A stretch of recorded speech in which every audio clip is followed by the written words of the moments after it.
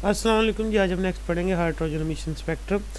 जो third postulate था उससे ये बात आगे बढ़ाएंगे, और जो इलेक्ट्रॉन एक्साइटेड स्टेट से अपने ग्राउंड स्टेट में वापस आता है तो जो ट्रांजिशन के दौरान एनर्जी इमिट करता है उसके लिए ये पॉसिबल वेवलेंथ यहाँ पर उसके लिए फार्मूला ड्राइव करेंगे, जो हमने स्टार्ट में स्पेक्ट्रल सीरीज़ की शक्ल में डिफरेंट सीरीज़ देखी थी डिफरेंट रीजन के अंदर, तो उनका ही फार्मूला यहाँ ड्राइव करेंगे।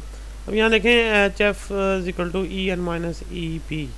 तो जो ई एन है वो ग्रेटर देन कंसिडर किया जा रहा है ई पी से, यानी हायर एनर्जी ऑर्बिट से लोअर एनर्जी ऑर्बिट में जब इलेक्ट्रॉन ट्रांजिशन करेगा तो एनर्जी जो इमिट करेगा वो एच एफ के बराबर होगी, जो इन दोनों का डिफरेंस होगा। अब ई एन जो है उसको अगर डिफाइन करें तो देखें वो e naught over N square, और ई पी जो आएगा वो minus e naught over P square. इन दोनों की वैल्यूज यहाँ पुट कर दें ई एन और ई पी की जगह। ई नॉट कॉमन ले लें साथ में, one over N square minus one over P square. उसके बाद फिर आप यहाँ पर जो एच एफ है, एफ़ की जगह आप वैल्यू लगा दें सी ओवर लेमडा, तो एच सी ओवर लेमडा हो जाएगा। तो यहाँ से लेमडा को सेपरेट कर लें, एच सी इधर का डिवाइड हो जाएगा। ई नॉट ओवर एच सी ये कांस्टेंट है, तो ये वाला माइनस अंदर मल्टीप्लाई करवा के उसने one over P square minus one over N square कर दिया। पहले वन ओवर एन था, माइनस का हो गया ये, भी फिर इसका ये आ गया वन ओवर पी स्केयर। तो यहाँ देखें ई नॉट ओवर एच सी, ये तीनों कांस्टेंट हैं, इनका एक कांस्टेंट बनाया जिसको राइडबर्ग कांस्टेंट कहते हैं, और इसकी वैल्यू 1.09 इंटू 10 1.0974 इंटू 10⁻⁷ पर मीटर है।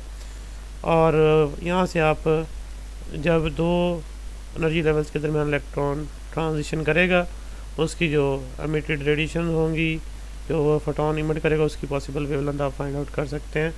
जो सीरीज़ पढ़ी थी स्टार्ट में देखें उसका ये एक ग्राफिकल व्यू दिखाया हुआ है। ये ग्राउंड स्टेट है, फिर जो दूसरी ये तीसरी and up to so on infinite.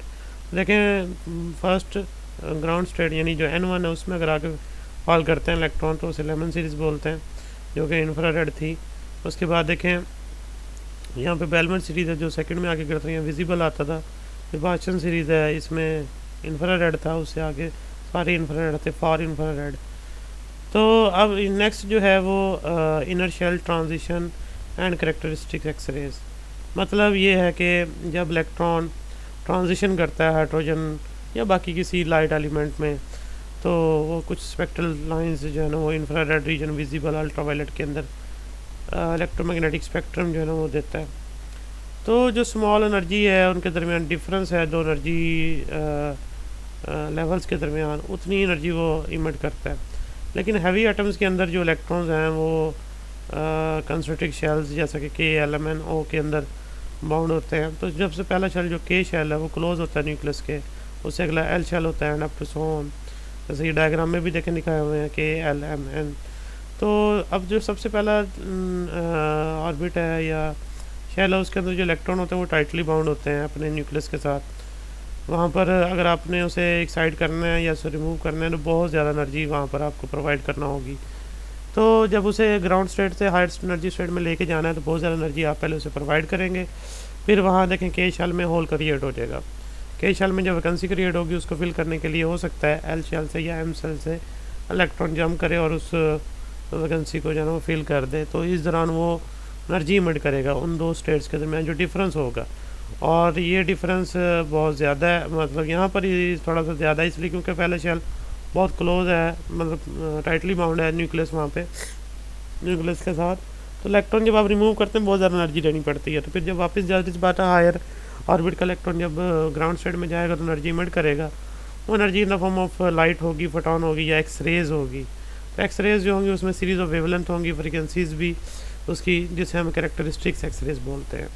तो कैरेक्टरिस्टिक एक्स रे को स्टडी करना जो है ना इसका स्पेक्ट्रा का ये बड़ा इंपॉर्टेंट है हमारे एवरीडे लाइफ के अंदर, और एटॉमिक स्ट्रक्चर के लिए और पीरियोडिक टेबल में जो डिफरेंट एलिमेंट्स हैं उनका इंटरनल स्ट्रक्चर जानने के लिए। तो अब यहाँ पर बताया जाएगा कि एक्सरेज को कैसे प्रोड्यूस किया जाता है। देखें एक्सरेज को प्रोड्यूस करने के लिए ये डायग्राम आपके सामने मौजूद है। इसमें सबसे पहले फिलामेंट, इसको लो वोल्टेज ऑपरेट करेंगे। उसके बाद फिर देखें जो ना फिलामेंट जैसे हीटअप होगा इलेक्ट्रॉन इसकी सरफेस से इमिट होना स्टार्ट होंगे। सामने एक टारगेट मेटल है जो कि हमने एनोड बनाया हुआ हाई वोल्टेज से, यानी कि उसके ऊपर हाईली पॉजिटिवली चार्ज है। सारी सी बात इलेक्ट्रॉन एक्सेलरेट करेंगे जो फिलामेंट से निकलेंगे और सीधा जाके स्ट्राइक करेंगे टारगेट के ऊपर। टारगेट देखें टंगस्टन का बना हुआ, ये हैवी मेटल्स रखी जाती हैं ताकि उनके अंदर जो एक तो इलेक्ट्रॉन की तादाद ज़्यादा हो एटम्स के पास, और इलेक्ट्रॉन जो इनर शेल वाले हैं वो टाइटली बाउंड हो, ताकि वहाँ से जब वो रिमूव हो, इलेक्ट्रॉन रिमूव हो और ट्रांजिशन हो, तो जो वो रेडिएशन इमिट करें वो in the form of X rays करें। तो ये चीज़ यहाँ है कि आप फिलामेंट को हीटअप करते हैं। ये सारा कुछ एक वैक्यूएटेड ट्यूब के अंदर है, यानी कोई मीडियम मौजूद नहीं है वहाँ पे। तो सिंपली आप फिलामेंट को हीटअप करते हैं और वो इलेक्ट्रॉन इमिट करने लगता है। उन फिलामेंट से निकलने वाले इलेक्ट्रॉन बीम की शक्ल में एक्सेलरेट करते हैं टुवर्ड द टारगेट एनोड। वहाँ जाके हिट करते हैं तो फिर वो किसी न किसी एटम के मतलब भी सामने जाके कोलिजन करते हैं, एटम के या एल शेल से जो है ना इलेक्ट्रॉन को रिमूव करते हैं। वहाँ से फिर इलेक्ट्रॉन ट्रांजिशन करता है हायर एनर्जी लेवल से लो एनर्जी लेवल पे, तो फिर एनर्जी इमिट करता है in the form of X rays. तो एक्सरेज की जो एक्सरेज की जो वेवलेंथ है वो 10⁻⁻9 से लेकर 10⁻11 मीटर तक हो सकती है। तो ये रॉडगन एक साइंटिस्ट है 1895 के अंदर, उन्होंने सबसे पहले ये चीज़ इन्वेस्टिगेट की थी। तो ये अपरेटस लिखा हुआ है जो यहाँ पर सेट किया गया, वैक्यूएटेड ग्लास ट्यूब है, high vacuum glass tube, X rays tube भी कहते हैं। सोर्स ऑफ इलेक्ट्रॉन फिलामेंट जिसे आप हिटअप कर रहे हैं सोर्स के साथ, और टारगेट है सामने टंगस्टन का जो कि एनोड बनाया हुआ है अपने high voltage battery सर्वल thousands volt की है जो यूज़ कर रहे हैं। अब यहाँ देखें जैसे कैथोड जो है ना वो हीट करता है फिलामेंट को, फिलामेंट जो है ना इलेक्ट्रॉन इमिट करने लग जाता है और वो इलेक्ट्रॉन एक्सेलरेट करते हैं एनोड की तरफ और टंगस्टन यानी कि जो बनाया होता है, और पोटेंशियल डिफरेंस जो है बिटवीन कैथोड एंड एनोड उसकी वजह से इलेक्ट्रॉन काइनेटिक एनर्जी गेन करते हैं और स्ट्राइक करते हैं टारगेट को। तो काइनेटिक एनर्जी देखें उनकी VE पोटेंशियल एनर्जी के बराबर है। तो जब फास्ट मूविंग इलेक्ट्रॉन जाके स्ट्राइक करते हैं हैवी एटम्स के साथ, तो पॉसिबल है कि वो इलेक्ट्रॉन के शेल से नॉक डाउन करें यानी इमिट करवा दें अपने कोलिजन के साथ। तो फिर उसके शेल से जब इलेक्ट्रॉन रिमूव होगा वहाँ होल क्रिएट हो जाएगा। उस होल को फिल करने के लिए L शेल से या फिर M शेल से इलेक्ट्रॉन जंप कर सकता है और एनर्जी इमिट करेगा। वो एनर्जी इमिट जो करेगा वो फोटोन जो होगा वो एक्स रेज रेंज के अंदर होगा। तो देखें अगर पहले बता रहा है कि L से अगर जंप करता है तो EL-EK, तो HK अल्फ़ा, इसको HK अल्फ़ा एक्स रेज बोलते हैं। और ये भी पॉसिबिलिटी है कि M शेल से कर दे तो फिर EM-EK HFK बीटा, तो ये K beta x raise and up to सोन। इस तरह अगर ऊपर वाला करेगा तो उससे आगे ऑनवर्ड आएगा। तो जितना एनर्जी डिफरेंस आएगा उन दो स्टेट्स के दरमियान उतनी एनर्जी की फोटोन या एक्स रेज जो है वो इमिट होंगी। तो ये फोटोन जो इमिट हो रहे हैं इन ट्रांजिशन के ज़रिए, ये इनर शेल ट्रांजिशन कहते हैं इसको, और ये कैरेक्टरिस्टिक एक्स रेज प्रोड्यूस हो रही हैं। और सामने जो टारगेट है वो अगर चेंज करेंगे तो डेफिनेटली जो एक्स रेज प्रोड्यूस होती हैं उसकी फ्रिक्वेंसी भी यानी वेवलेंथ जो है ना वो सीरीज़ जो लाइंस इमिट करती हैं इलेक्ट्रॉन जब आके स्ट्राइक करते हैं रिमूव करते हैं इलेक्ट्रॉन को, इलेक्ट्रॉन ट्रांजिशन से जो है ना वो जो इमिट होने वाली एनर्जी है उसकी वैल्यू चेंज होगी जब आप टारगेट सामने चेंज करेंगे। उसके बाद जो होल क्रिएट हो जाता है L में और M में, यानी L ने फिल कर दिया K का होल तो L में क्रिएट हो गया, या M ने यहाँ पर फिल किया था K का होल तो उसमें होल फिल हुआ। उसे ऑक्यूपाई करने के लिए और मज़ीद हायर एनर्जी स्टेट से इलेक्ट्रॉन नीचे जंप करते हैं, क्योंकि हैवी मेटल यूज़ करने का ये मकसद है ताकि ज़्यादा से ज़्यादा जो है ना ट्रांजिशन हो सके। ऊपर इलेक्ट्रॉन मौजूद होते हैं हायर ऑर्बिट्स में, तो वहाँ से इलेक्ट्रॉन जब जंप करते हैं L और M शेल के अंदर फिर दोबारा जो है ना वो एक्स रेज प्रोड्यूस होती हैं ज़्यादा। तो ये कैरेक्टरिस्टिक एक्स रेज कहलाती हैं। डिस्क्रिएट लाइंस होती हैं, कॉन्टिन्यूस स्पेक्ट्रम होता है जैसे ये डायग्राम में भी दिखाया हुआ है। देखिए 0.04 से लेकर 0.12 से पहले तक है, और ये इंटेंसिटी उनके साथ। अब आगे देखिए कॉन्टीन्यूस एक्स रेज है, इसमें ये होगा कि कॉन्टीन्यूस स्पेक्ट्रम आता है और इसे हम ब्रह्मस्ट्रॉलिंग या फिर ब्रेकिंग रेडिएशन कहते हैं इस इफेक्ट को। होता क्या है जब फास्ट मूविंग इलेक्ट्रॉन जाके टारगेट को हिट करते हैं तो सडनली स्लो डाउन हो जाते हैं, और इम्पैक्ट जब होता है उनका टारगेट के साथ तो बहुत ज़्यादा डिसरिलेट करते हैं, बहुत ज़्यादा उनकी वेलोसिटी कम होती है सडनली। तो वो फिर जाहिर सी बात है इलेक्ट्रोमैग्नेटिक रेडिएशन इमिट करते हैं, और ये जो इलेक्ट्रोमैग्नेटिक रेडिएशन इमिट करेंगे स्ट्रांगली डिसरिलेट होने पे करेंगे तो डेफिनेटली जो रेडिएशन होंगी वो बहुत शॉर्टर वेवलेंथ की होंगी, और उन्हें हम एक्स रेज का नाम देते हैं, यानी वो एक्स रेज के रीजन में जो है लाई करती हैं। तो ये जो इलेक्ट्रॉन है यहाँ पर वो अपनी काइनेटिक एनर्जी लूज़ कर देते हैं और in the form of X rays emit करते हैं, इन्हें हम कॉन्टीन्यूस एक्स रेज कहते हैं। और कुछ ये है कि कुछ इलेक्ट्रॉन सर्वल कोलिजन के अंदर यानी कोलिजन करते हैं, वह बाउंस बैक होते हैं, फिर कोलिजन करते हैं, बाउंस बैक होते हैं, फिर यानी उस तरह जो एनर्जी इमिट होती है उसे ब्रेकिंग रेडिएशन बोलते हैं। और कुछ इलेक्ट्रॉन्स होते हैं जो फर्स्ट कोलिजन पे ही अपनी सारी एनर्जी जो है ना लॉस कर देते हैं, लूज़ कर देते हैं यानी काइनेटिक एनर्जी, और सारा एक बड़ा हेल्दी फोटोन जो है ना प्रोड्यूस होता है एक्सरेज का, जिसकी एनर्जी HF मैक्सिमम होगी, वो मैक्सिमम फ्रीक्वेंसी के साथ प्रोड्यूस होगा वो फोटोन, और उसकी वेवलेंथ सबसे कम होगी। तो के काइनेटिक एनर्जी HF मैक्सिमम, इसके लिए जो वेवलेंथ आएगी वो लैम्डा मिनिमम आएगी जो इसको रिस्पॉन्ड करेगी।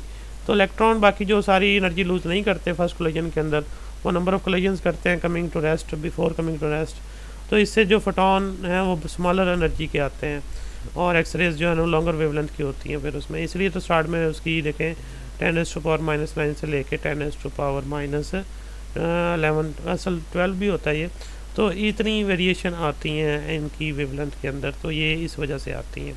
तो ये कॉन्टीन्यूस स्पेक्ट्रम है जो कि डिसलेशन ऑफ इम्पैक्टिंग इलेक्ट्रॉन की वजह से बनता है।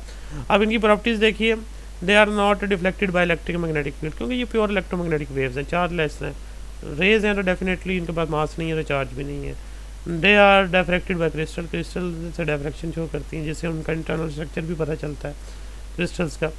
उसके बाद है आयोनाइजेशन प्रोड्यूस करती हैं गैसेस के अंदर, डेफिनेटली गैस जो गैसेस के इलेक्ट्रॉन उनको इजेक्ट करवा सकती हैं। एक्सरेज जो है फोटोइलेक्ट्रिक इफेक्ट प्रोड्यूस करने के काम आती हैं मेटल सरफेस के ऊपर। एक्सरेज हाईली पेनिट्रेटिंग रेडिएशन है, तो ये मैनी सब्सटेंस को पेनिट्रेट करने के लिए इस्तेमाल करते हैं। और दूसरा एक्सरेज जो हैं वो इलेक्ट्रोमैग्नेटिक वेव्स हैं, तो ये वेव प्रॉपर्टी शो करती हैं जैसे डायफ्रैक्शन, इंटरफेरेंस। यूजेस यहाँ पर लिखे गए हैं इनका एवरीडे लाइफ के अंदर। एक्सरेज जो है हाई एनर्जी एक्सरेज जो है ना वो कैंसर सेल्स को डिस्ट्रॉय करने के लिए इस्तेमाल करते हैं। एक्सरेज जो है वो यूज़ होती हैं सिक्योरिटी पोस्ट डिटेक्टिंग आर्म के लिए, यानी एक्सरेज इंटरनल स्ट्रक्चर देखना होता है इसका, और वाइडली यूज़ होती है इंडस्ट्री के अंदर एक्सरे फोटोग्राफ्स और हिडन फ्लॉज को ढूंढने के लिए, क्रैक्स को ढूंढने के लिए। और एक्सरेज जो है मोस्ट यूज़फुल है मेडिकल ट्रीटमेंट के अंदर, और इसके अलावा मैनी प्रैक्टिकल एप्लीकेशन है मेडिसिन और इंडस्ट्री के अंदर। उसके बाद ये इसी की एप्लीकेशन आगे कैट स्कैनर जिसे लिखा हुआ है।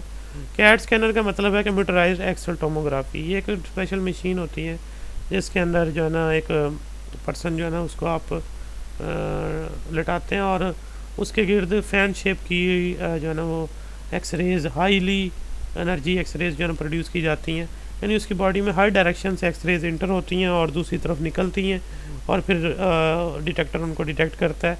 तो फिर बॉडी के किस हिस्से में ट्यूमर मौजूद है उसका एग्जैक्टली लोकेशन पता चलती है, और इसकी कैट स्कैनर की रिपोर्ट से फिर पता चलती है, फिर वहीं पर उसी पर्टिकुलर पोजीशन के ऊपर ऑपरेट किया जाता है। यानी कि छोटा सा माइनर सा भी अगर ट्यूमर मौजूद है कहीं पर बॉडी के अंदर, उसकी डिटेक्शन के लिए ये इस्तेमाल की जाती है। यानी कि ये मशीन जिसके अंदर ये कोई पर्सन आप उसको उसके बॉडी का आपने स्कैन करना है, तो उसकी बॉडी के अंदर हर डायरेक्शन से जो है ना वो एक्सरेज जो है ना वो इंटर होंगी। ये रोटेट करता है उसके गिर्द, बीच में जो चीज़ है ये पर्सन बैठाया हुआ, तो इसके गिर्द ये चीज़ रोटेट करेगी। फैन शेप जो दिखाया भी हुआ यहाँ पे, यहाँ से रेडिएशन इमिट होगी, उसकी बॉडी से गुजरेंगी और वापस यहाँ डिटेक्टर में डिटेक्ट होंगी।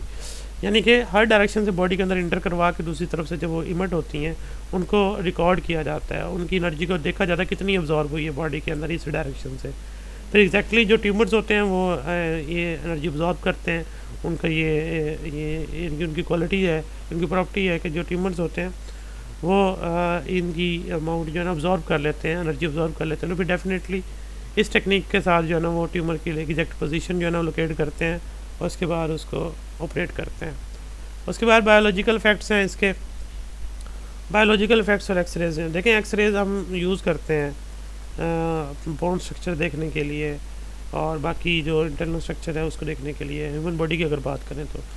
लेकिन ये है कि ये डैमेज करती हैं लिविंग टिश्यू को, और एक्सरेज फोटोन बहुत ज़्यादा हाई एनर्जी के साथ होते हैं, तो ये टिश्यूज़ अब्जॉर्ब कर लेते हैं और उसको ये उनका मॉलिक्यूलर बॉन्ड को ये ब्रेक करते हैं, जिससे हाईली रिएक्टिव रेडिकल बन जाते हैं, जो कि फिर डिस्टर्ब करते हैं बाकी मॉलिक्यूलर स्ट्रक्चर को, प्रोटीन्स को, स्पेशली जेनेटिक मटीरियल्स को।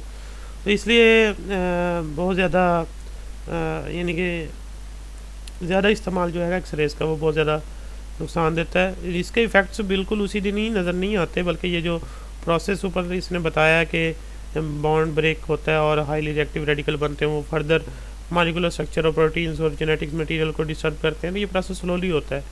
तो इसका इफेक्ट आपको कुछ टाइम बाद नज़र आना शुरू होता है। तो इसलिए जो रेडिएशन है इनका इस्तेमाल जो है ना वो प्रॉपर किया जाना चाहिए भी। और कंटिन्यूस अगर आप उसको करते रहेंगे तो डेफिनेटली जो सेल्स हैं वो बहुत ज़्यादा डिफेक्ट हो जाएंगे। और दूसरा एक्सरे जो है ना वो कैंसर की वजह भी बन सकता है। फिर वो जो डेफिनेटली वो जो मॉलिक्यूलर बॉन्ड टूटेगा, वो आपका हाईली फ्री रेडिकल होंगे, वो बाकी स्ट्रक्चर को अगर डिस्टर्ब करेंगे तो ये कैंसर की शेप भी ले सकता है। तो ऑर्गेनिज़म जो है ना इससे बिल्कुल ही वो जो ऑर्गन होगा वो सारा डिस्टर्ब हो जाएगा, डैमेज हो जाएगा। और एक्सेसिव रेडिएशन जो होंगी अगर एक्सपोज करेंगे उसको प्रोडक्टिव सिस्टम के अंदर, तो इससे भी इफेक्ट होता है ऑर्गेनिज़म। तो ये इसके बायोलॉजिकल इफेक्ट्स लिखे हुए हैं, ये शॉर्ट क्वेश्चन में पूछे जा सकते हैं, इसकी प्रॉपर्टीज़ भी और यूजेस भी। और कैट्स के अंदर भी शॉर्ट में आया हुआ है। वैसे एक्सरेज पूरा जो है ना वो ऊपर वाला कॉन्टीन्यूस और कैरेक्टरिस्टिक्स वो तो लॉन्ग क्वेश्चन है, उसमें ये डायग्राम भी बनानी है, ये वाली भी, इसकी प्रोडक्शन की भी, और स्टार्ट में ये वाली भी। और ये से पहले ये शॉर्ट था हाइड्रोजन एमिशन स्पेक्ट्रम, जो थर्ड पॉस्टुलेट से बनाया था। नेक्स्ट अब आपका एक टॉपिक रह गया लेज़र, वो फिर डिस्कस करेंगे। अल्लाह हाफिज़।